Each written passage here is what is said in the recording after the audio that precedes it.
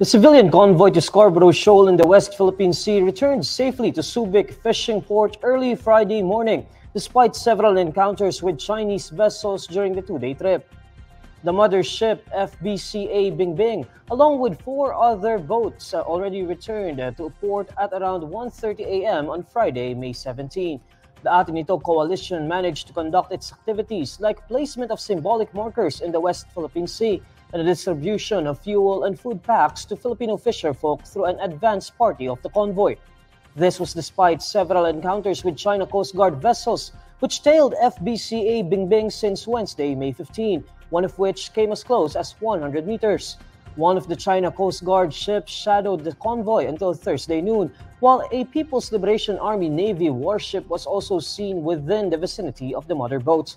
FBCA Bingbing's Captain Agustina Bustillo says China's radio challenges began just several nautical miles away after the convoy's mother ship crossed outside the 12 nautical miles of the country's territorial waters off Masinloc Town in Zambales. Bustillo says this was before the ship reached about 43 nautical miles away from Masinloc Town on Wednesday afternoon.